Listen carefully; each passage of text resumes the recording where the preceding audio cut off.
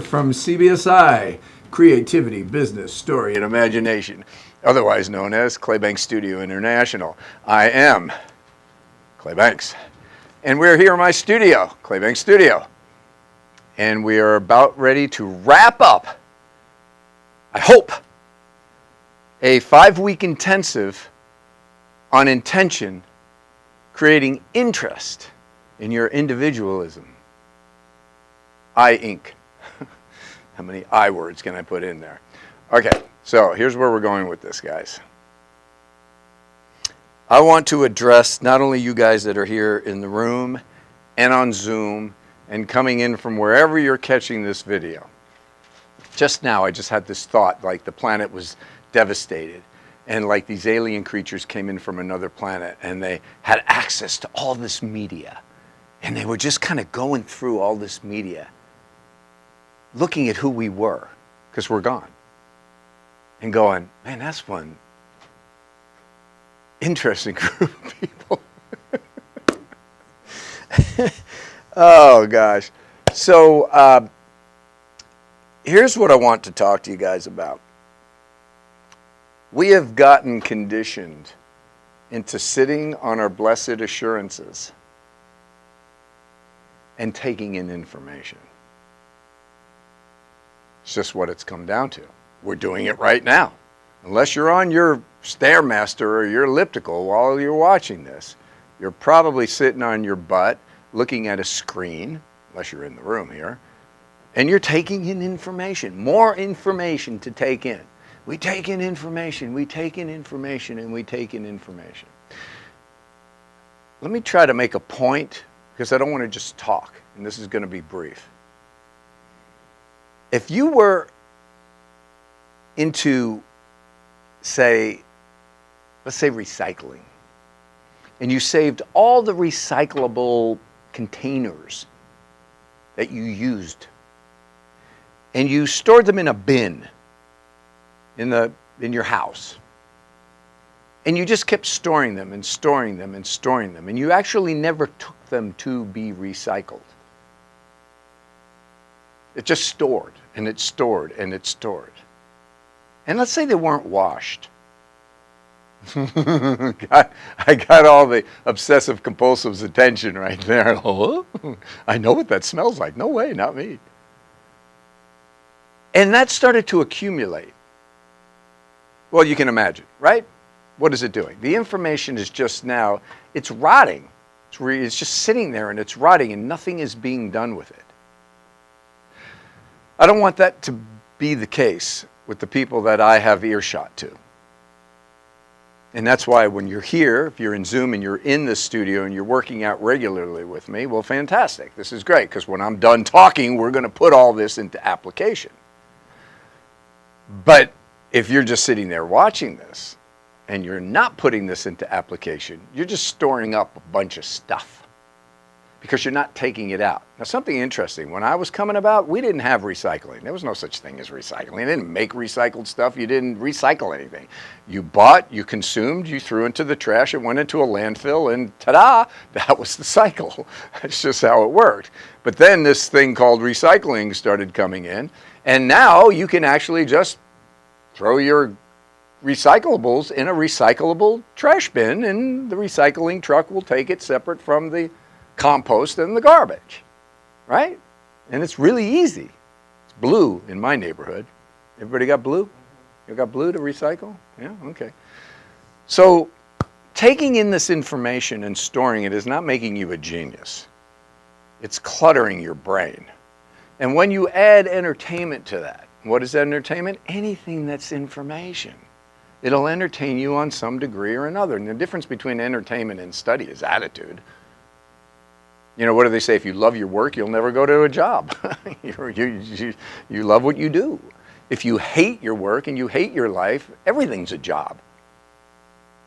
So it's getting your head right and getting your head straight about what you're doing. It's not about getting the information in. It's about you guys coming to a revie. It's Australian for revelation.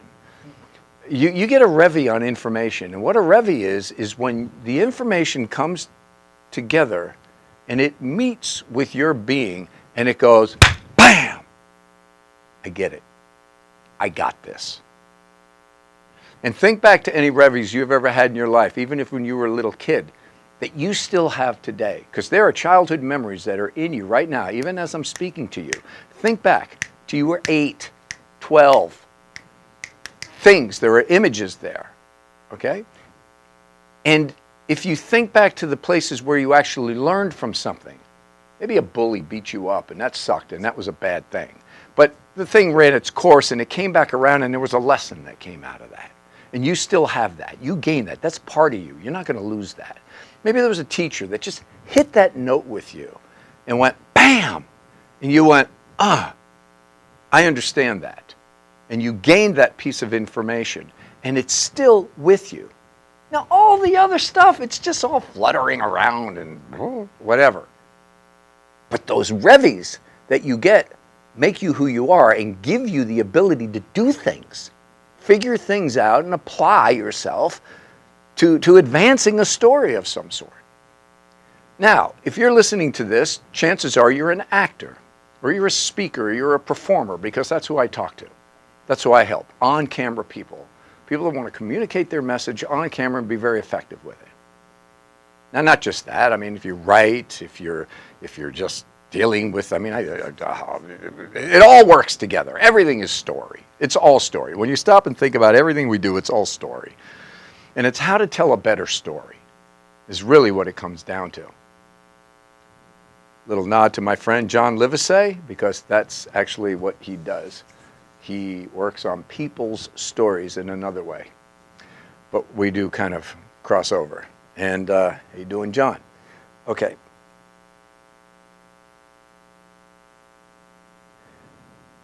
I want you to get a revy on this intention teaching.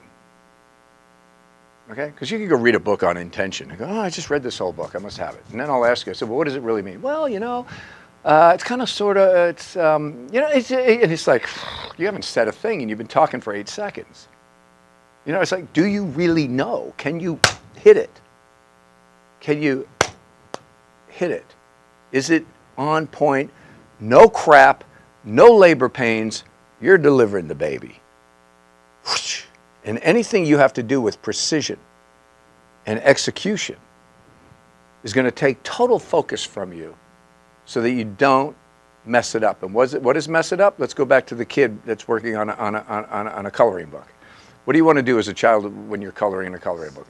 Stay within the lines. I mean, that's the rule. I mean, kids with a little, it's like, yeah, they put it on the fridge. That's my little, 4-year-old, look, they're so fun. And there's the love, and we get the love out of it, right? But when you really start drawing, it's like you want to stay within the lines. And then when you get good, you go, look, Ma. And all of the colors have stayed within the lines with Princess Leia or whatever. Because it's now precision, and we look at it different, and we go, oh, little Beth, she's really doing something here. Why? Because she stayed within the lines. What does that mean? She was precise. And we're talking about precision and intention right now, because I'm taking the intention teaching and moving it into precision training to take us to a precision showcase. That's what we're doing right now. And what you guys that are participating in this, whether you volunteered a long time ago or I dragged your butt in last night,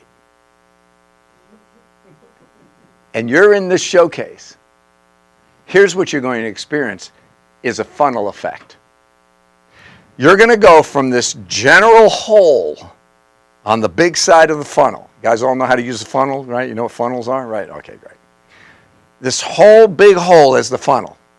And you're going to start moving in closer and closer and closer to the narrow part of the funnel. And somewhere along the way, you're going to top out.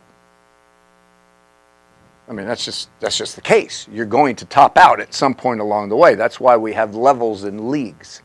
And if you don't know anything about levels and leagues, get into professional sports, because they're going to put you in place right away as far as where you are or where you are not with your ability. And it comes down often to 1/100th of a second, or a move or a turn or a curve, because as you get closer to the center of that funnel, you have to be more and more precise in what it is that you're doing, and you can't BS it.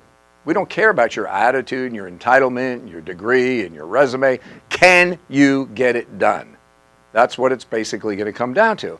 So we're going into this precision showcase. And for those of you guys that are watching right now, if you'd like to check it out, it's going to happen at time of taping. This is October 2021. And our showcase, this next showcase, is going to be November 13th. Saturday evening at 7:30 Pacific Standard Time. And you can zoom in at claybankstudio.com. My technical director over there is going to put up the lower third for you so you can check out the website and get any information you want on that. But this is a precision showcase. The scenes have to qualify. They have to have some form of precision, which is usually fast, tight, and drives with energy. That's when you think of precision. You know, it's cutting edge stuff. And even if it isn't, it's still cutting edge navigation. That's what we're going for. So intention into precision, taking you down the funnel to see how far can you go. You're going to top out at some point, and then your fear kicks in. Your fear will kick in, and then you back off, and then you protect, and all your crap comes out.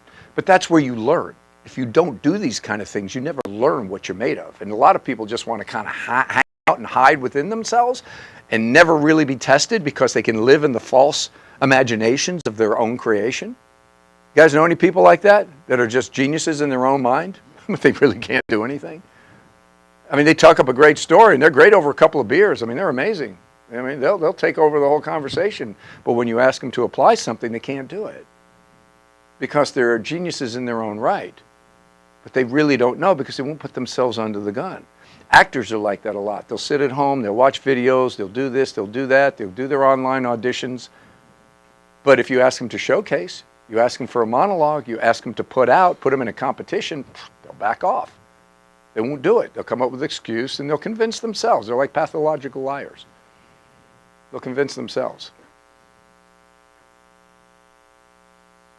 I mean, it's just the way it is. I wouldn't be talking about it. So for those of you that are signing up for this, that are applying yourselves, jumping in and doing this, and then when you're in the throes of the actual showcase, because the way we run showcases are precision. Like I said in the call sheet, it's going to be written with precision. It's being produced with precision. We're going to run this whole thing with precision. All of the set lists and the music and the tech is going to be as much precision as we can with the unforeseen acts of Murphy that jumps in where we can't really do much about that. It just, those things happen. I was watching a Major League Football game tonight and the lights were flickering. It's like, you know, just stuff happens. It doesn't matter how much money you have. Tech is tech. But we're going to do all this with precision so that you have to come into this machine on time. No excuses. Be where you need to be and get it done. If not, you will crash and burn. And that's what's really cool about it. That's why I said it's a lot like a demolition derby. Anybody know what a demolition derby is? Only one person. See, I had a feeling that reference too. You know what one is? I had a feeling that reference might have been a little bit rough. But do they still do them? I don't know if they still do them. I was a race car guy when I was growing up. So I was into race cars and all that stuff. And there would be it was a derby. A derby basically is you get a car it's called demolition derby, so do the math. You get a car that's going to get hit. And you beef it up and you build it up, but it's like this powerful jalopy. And they fill an arena with it. Like, you know, like a half of a soccer field or something. They'll fill an arena with these cars and they'll create often a figure eight. Remember the figure eights? They're figure eights. And the cars have to go through the figure eights. And the object is to be able to walk out alive. Because everybody's just hitting everybody. And the last car that's running wins. So the guy who invented the demolition derby, interesting enough, was standing on a street corner in some city in the United States. And there was an accident, a traffic accident at the intersection. And he noticed all the people that stopped what they were doing just to observe the aftermath of a collision. And he went, there's something here. And he invented the demolition derby. He said, well, let's let cars hit each other on purpose and pay and charge tickets. And invented the demolition derby. So there you go. You got a little history lesson in there. Maybe that's a revy for some of you. 20 years from now, you'll be going, I know what a demolition derby is. So you're going to go up for a casting. It'll be a period piece. And you're going to be in the stands at a demolition derby. And you will be the only person in your people group that will know what you're talking about. Wow. Okay. So what does that mean? There will be some crashing and burning going on, which is going to be part of it. These are learning, growing experiences for you guys. And those of you guys that have signed up, that are putting your fannies in the fire, I applaud you. I mean, I applaud you, because that's great. You will come out the other end of it going, whew, I came through the end of that funnel. I know more about myself. I know what I can do. I know what I can't do. I've learned. I see how I work with other people. I understand where I screwed up backstage because I had my head up my butt and I wasn't paying attention. I see where I was on point because I knew what I needed to do, and because the thing moves fast. It just moves fast. It's one of my favorite showcases. We do it every couple of years. Last one was called Speed, and it was all fast scenes. This one's precision, very similar, but precision. And it starts off with listening to the nonsense that goes on around the peripheral. The stupid questions I get asked. There's this ballad that I would love to do for the showcase. A ballad? You do realize that this is a precision showcase. I know, but I want to do a ballad. That's not the theme. What are you missing? What's the deal? I mean, unless you can speed that ballad up and you can make it very precise, I don't know how you're going to make a ballad work. But let's see if we can do it. Because that's my attitude. Just bring it to me and let me see if I can make it into something that can work. But then, where will your precision go? And what this is going to do is show you, like, where are you? We spend a lot of time on our butts looking at screens. I mean, you guys got the things on the phone that actually count the hours to tell you how much time you're spending on your social platforms. But then how much time are you spending texting your friends? I don't know if it's calculating that. You should be calculating that. If you take the ACT course, and by the way, I have an online course called ACT, the Art, Craft, and Technicalities of On-Camera Acting.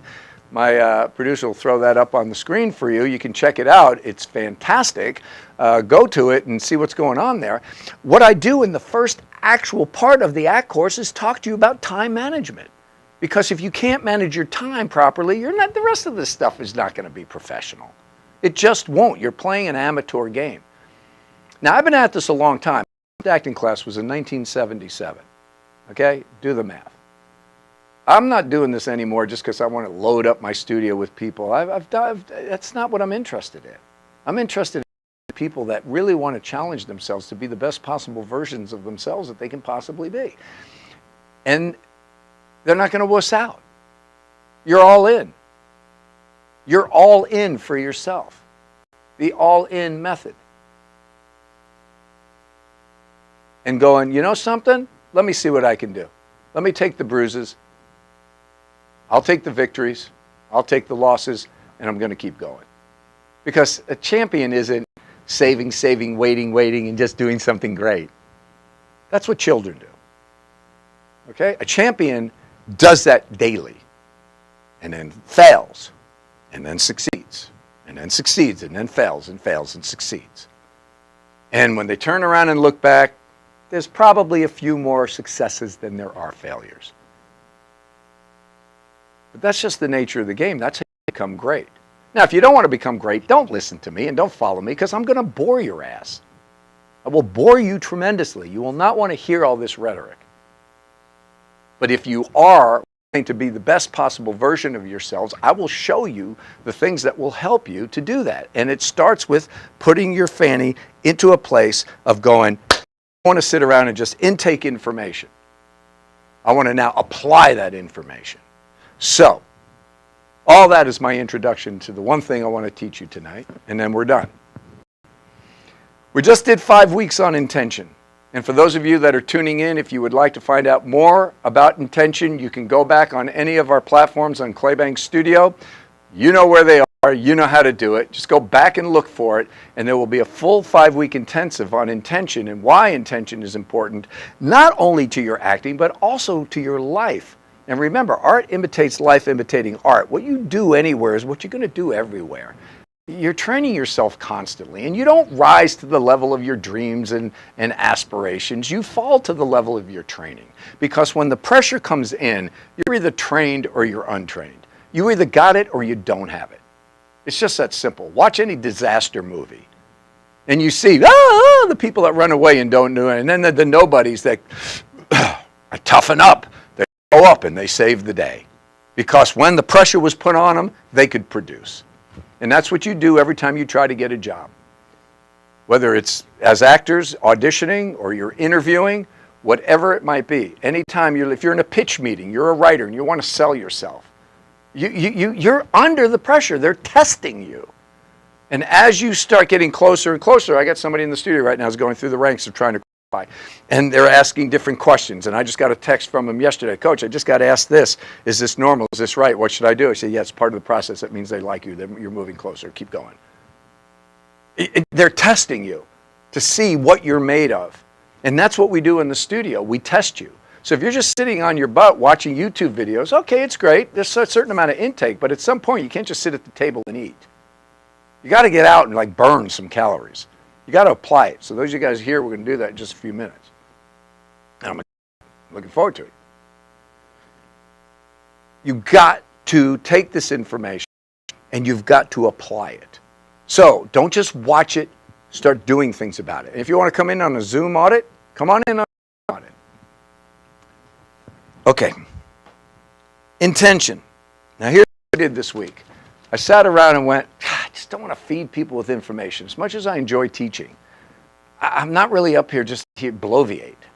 I mean, I've been doing this my entire life. I started public speaking in 1980. 79, 80, I started public speaking. I've been doing this a long time. Okay, I understand it. You know, I get it. I don't want to just sit here and talk to you at the beginning of the class like some form of entertainment. I'm not a novelty. I'm doing this. I could end this class so much earlier, get to bed so much earlier, Javier. You know what I'm talking about. But I don't. Why? Because I've put out surveys for years. Hey, we're thinking of not doing the teaching at the beginning. Oh, no, don't stop. Don't stop. That's the best part. That's like, you know, you got to get all this stuff all the time. So I'm up here because I want you to get this. But I've been going, you know, we've been doing assignments after each one of these teachings. Daniel, can you get us a little chill in here? That'd be awesome. Thanks. And I'm looking at the assignments and I'm going, are they paying attention? Did they hear anything I just talked about for the last 20 minutes? What's going on here? Are you really getting this or you're not? Is this too complex? See, I listen to a lot of teachers, a lot of speakers, and I've got some that are really, really intelligent. I mean, scholars that I listen to. And I can track with them. And I can also spot where they're going off into their intellectual playground because it's fun. For thinkers, they love processing information. We love processing information. It's like art. It's game.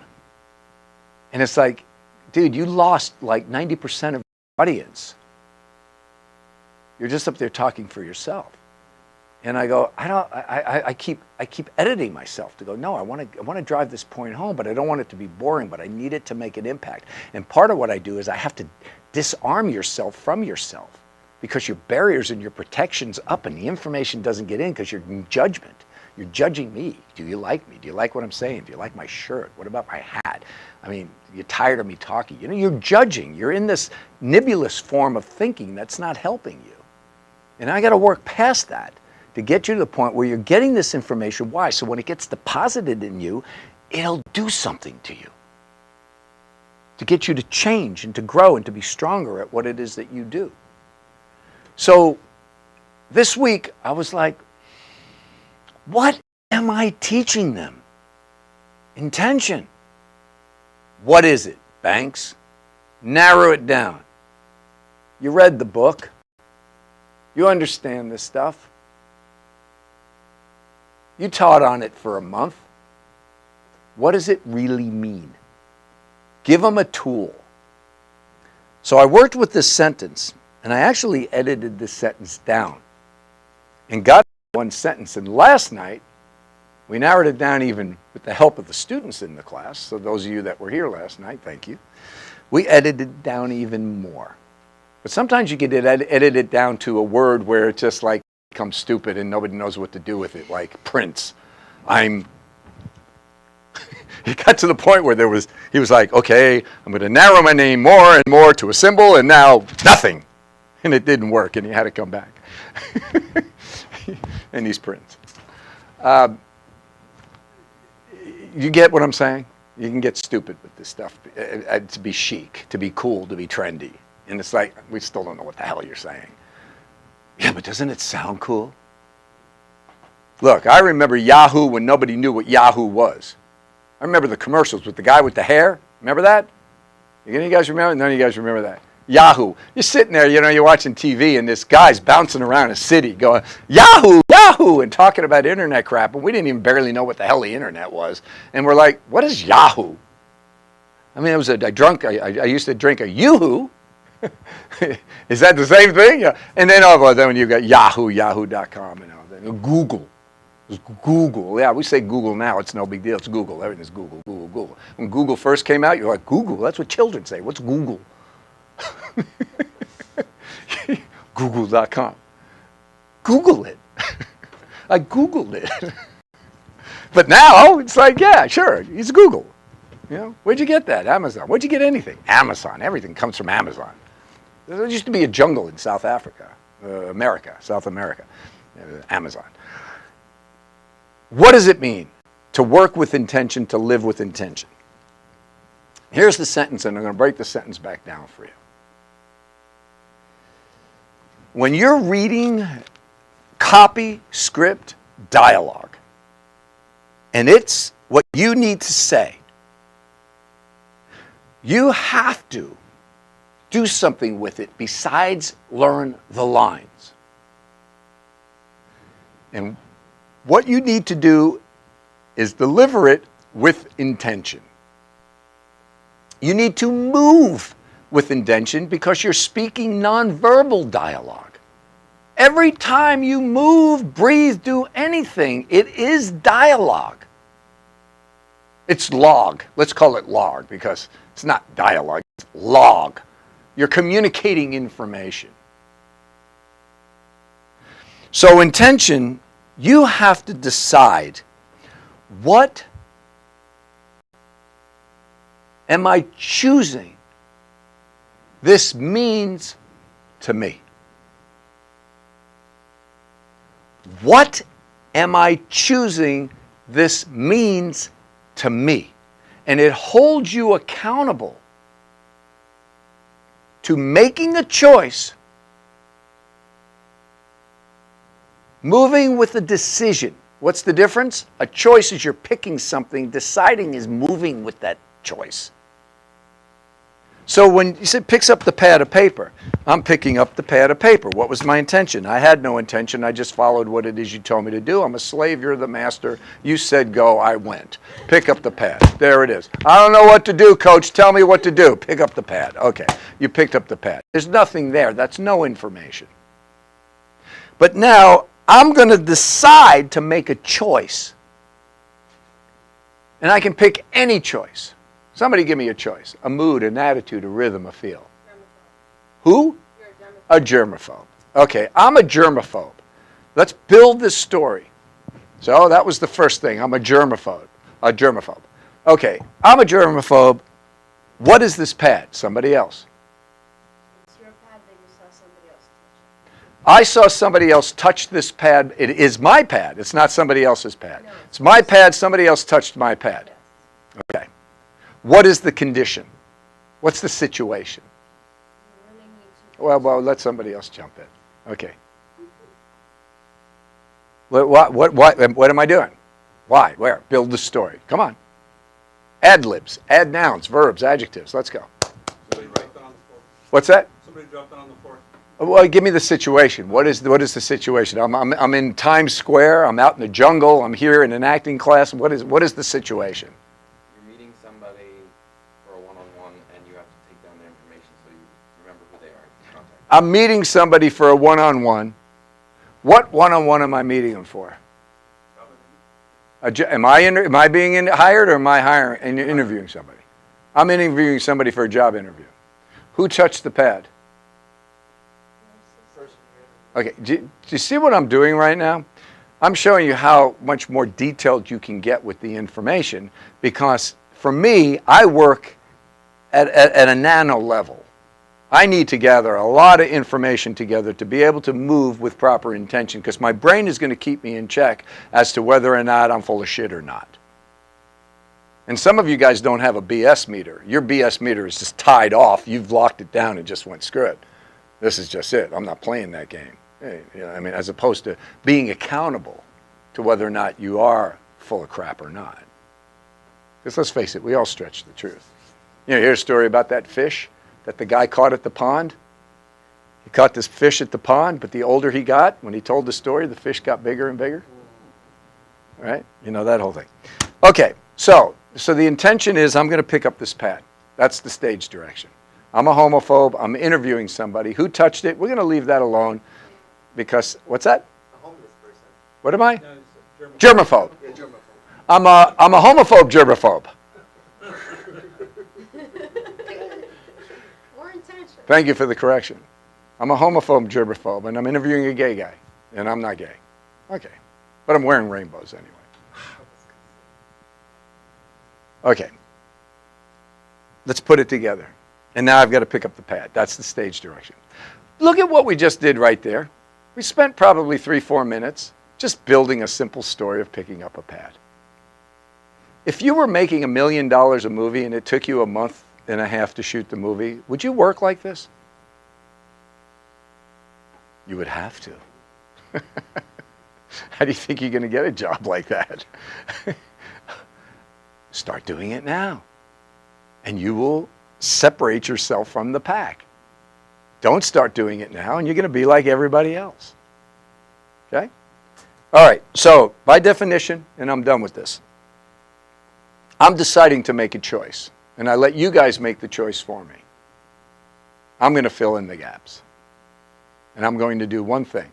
But I won't do one thing. I'm going to do a lot of things. But the one general thing I'm going to do is pick up the pad with all of those choices that I am deciding are real for me.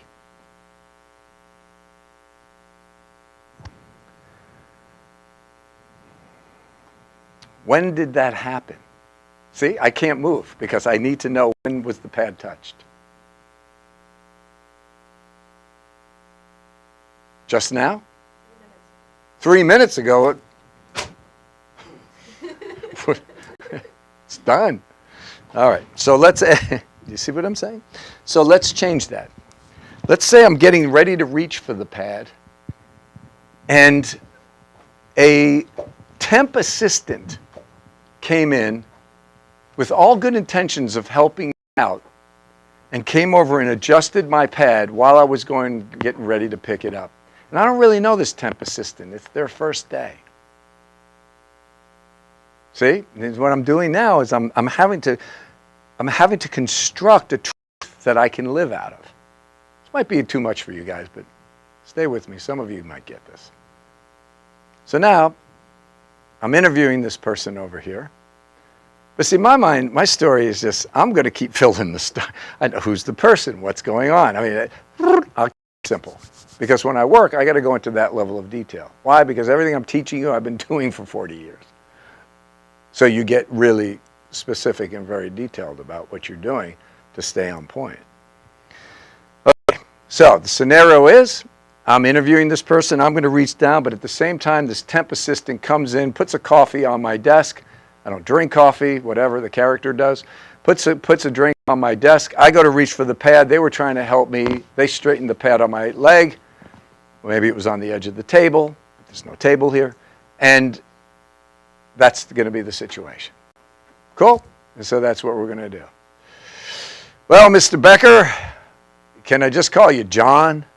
All right, John. Well, listen, here's how this is going to work. I'm going to interview you. Oh, great. Sure. No problem. And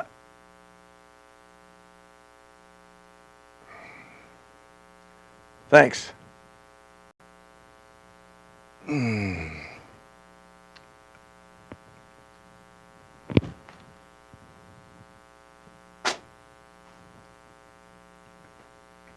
Once you get past me, then you're going to move on to the next level. Doom.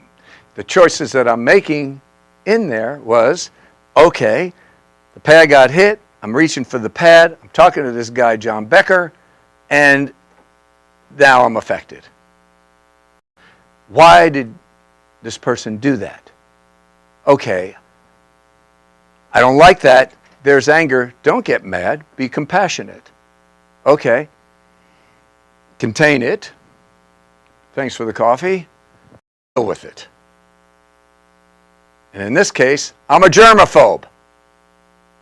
I can't have that near me now. Exactly. Go. Good. Because it wasn't part of this. If I built the story further, I would have reacted to the coffee.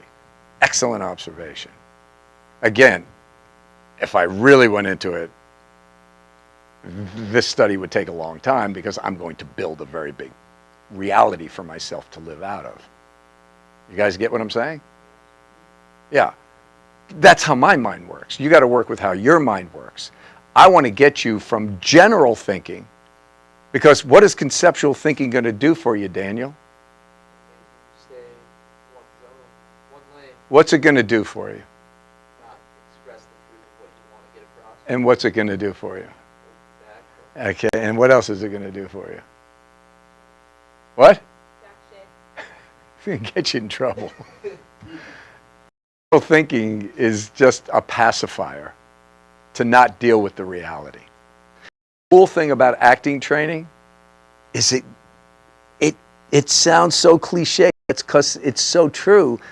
It makes you a superhuman because you start processing and dealing with life with more specificity. Well, why don't people do it? Because it comes with more responsibility. You're responsible for more. I mean, how many times have you looked the other way? We all have looked the other way. Why do you look the other way? Because you don't want to deal with it. But by definition, an artist does not look the other way. An artist looks into whatever it is that's going on, because everything is a blessing for us to discover more. So, I narrowed it down because of yesterday's class even more so. But before I do, I want you to say this after me. What am I deciding? What am I deciding to choose to choose in this situation? in this situation? What am I deciding What am I deciding this means to me? this means to me? What am I choosing to decide? What am I choosing to decide? Decisive choice. Decisive choice. Drop the mic. There's your definition. A decisive choice on everything you're doing. And just like a multi-level chess game, you're not just playing on this level. There's another game going on this level and another game going on this level. And you're just like was mentioned about the coffee cup. Well, what about the coffee cup? What about Becker? What about all these things? Watch Monk. He'll show you how it works. Do you know Monk? You don't know Monk? Go watch a Monk video. You know Monk? No. The detective with OCD? Monk? Never watched it. Harvey. Tony Shalhoub. Monk. Go look at Monk. He's an obsessive compulsive detective. So, there you go, guys. Now, I broke it down to its simplest form. If you really want to get this, and I'm done. I got 5 seconds to finish. Ready? Here I go. I'm going to talk real quick. I'm going to speak with precision. Thank you very much. Culture Base Studio. Okay. I'm over time, but that's okay. So here, if you really want to get this teaching, I promise you, the teachings are insanely great. And you can watch us evolve through our tech issues. Anyway, we're getting there. I promise you, the videos that are coming soon are going to be amazing. Go start at the beginning.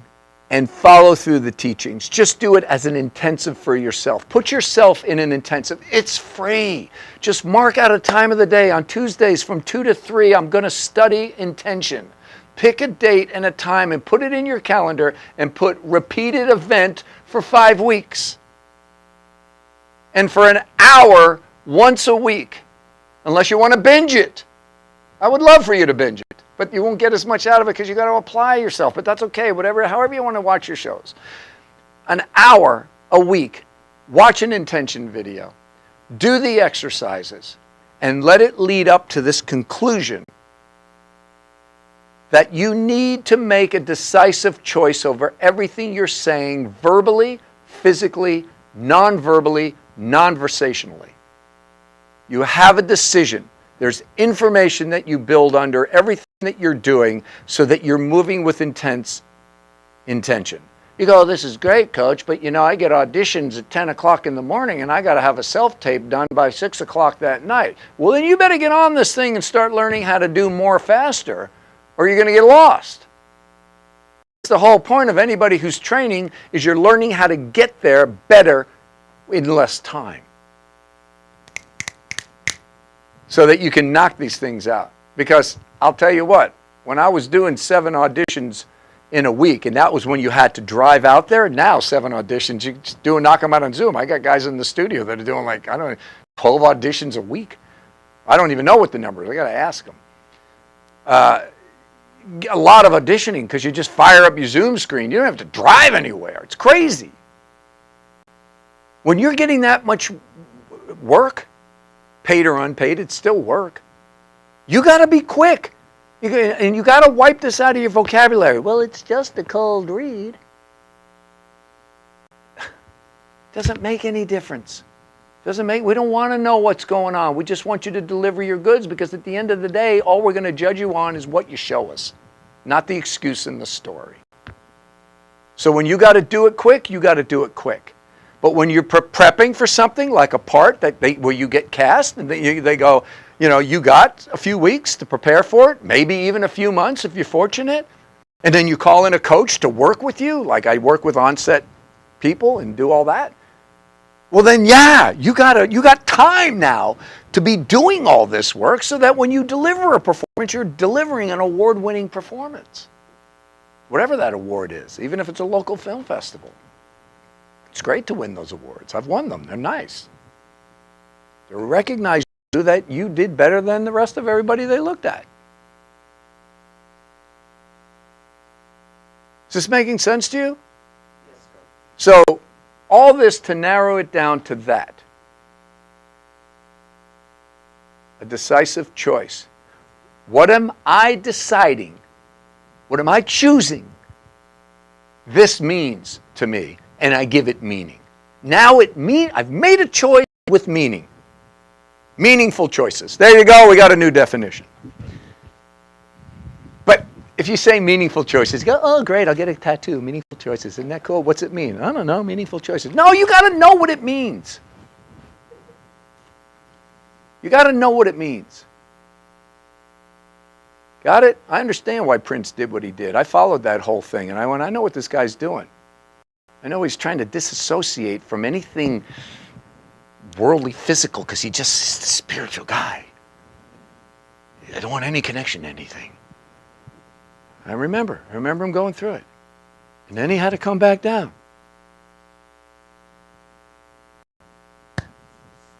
It's great to have a cool symbol. Put it on your shirt. You get a whole product line. Someone says, what's your name? You go,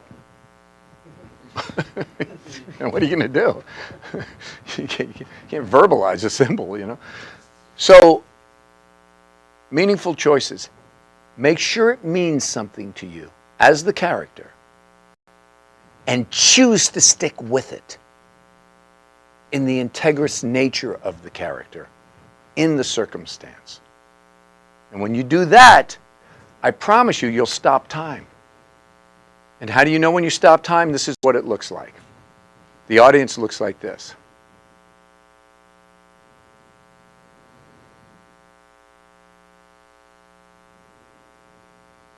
You ever seen it? I watch people in the movie theaters.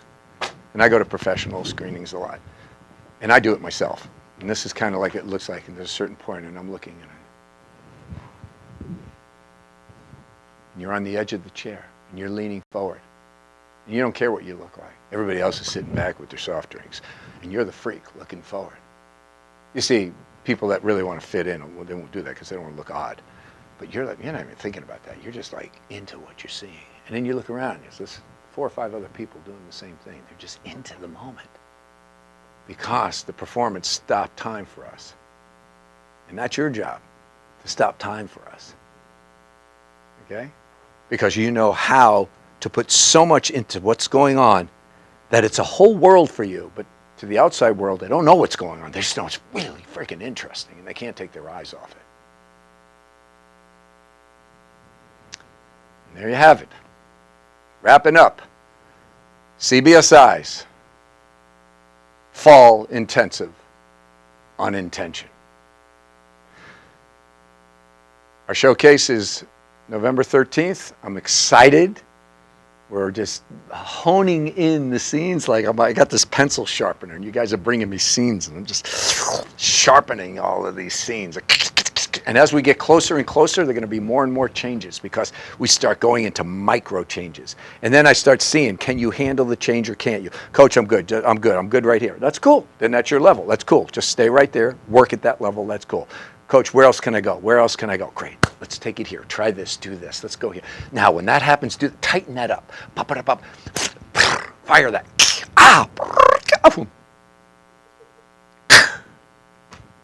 And it's just, wow. It's like, yeah, I'm operating at peak level. I'm in